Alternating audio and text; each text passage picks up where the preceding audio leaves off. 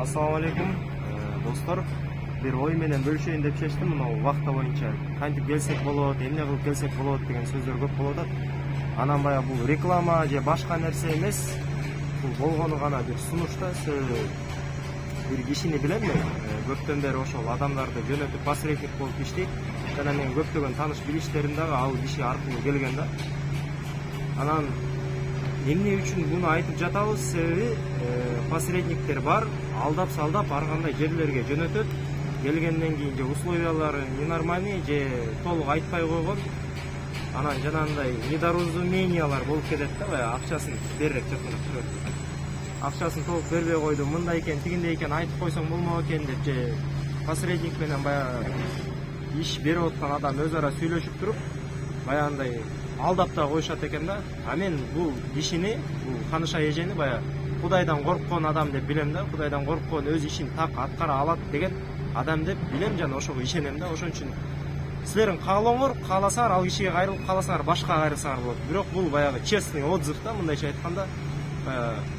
Өзүңөр байкап, карап, менин сунушумду кабыл алсаңар да болот, кабыл албасаңар да болот. Бирок баягы туура жакшы жерлерге жөнөтөт деп ишенем.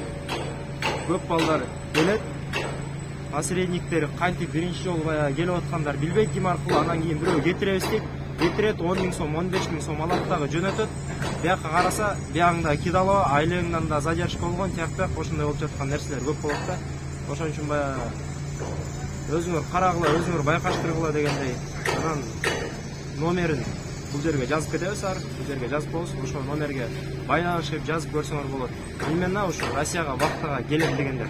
А вахтанын кандай плюстары бар? Вахтанын мисалы Москвага же башка жерлерге, мегаполиске иштегенден караганда, бул жакта мисалы регистрацияларын, документтерин өзү бүтүрүп берет. Тамак ашы, жаткан жерлери компания өзү төлөйт.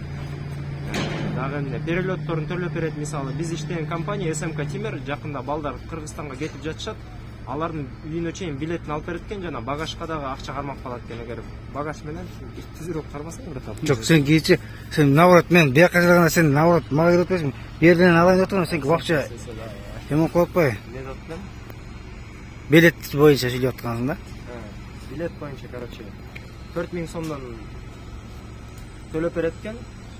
То есть биз берет экенбиз. Акчадан кармап калат экен, анан кетет. Ошо менен кетет экен да, себеби тигилер без багаж билет алып берет экен. Эми ар кайсы фирманыкы ар кандай, мисалы Велостройдо иштегендер бар, тиякта биякта иштегендер бар.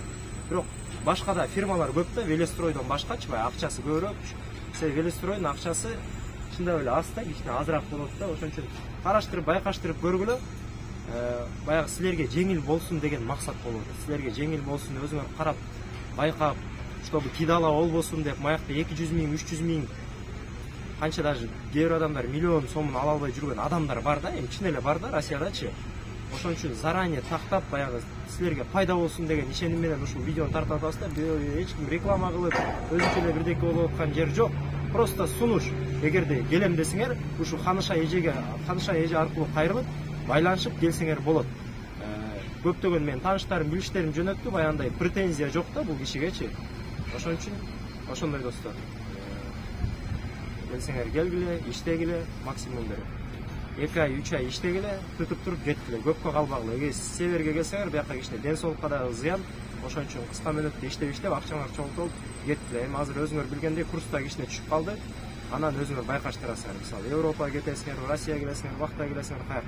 Бирок менин жеке көз карашым, баягы Москвада мисалы бир 2 жылда чогулткан акчаңды бул жакта жарым жылда чогултсаң болот. Анткени бул жакта короткойсуң, тупа чогултасың, тутасың, кетесиң да. Анан келгенге жараша бир кесип менен, бир профессия менен келгиле, баягы разнорабочий болуп келе албайчы. Конкретно бирдекени үйрөнүп, сварщик болосуңар, сантехник болосуңар, геодезист болосуңар, бирдекени үйрөнүп келсеңер, ошого жараша акчаңар да балким көп болот деген ишенем. Биякта азыр бизде бетончик болуп иштеп аткан балдар бар, разнорабочийлер 90 000 алат. Бетондо объемго иштегенде бир бригада бар болчу, 100 000, 103 000, 94 000, 95 000 алып атышты да. Ошо өзүңөр билесиңер, өзүңөр байкайсыңар дегендей, баарына ассалам алейкум.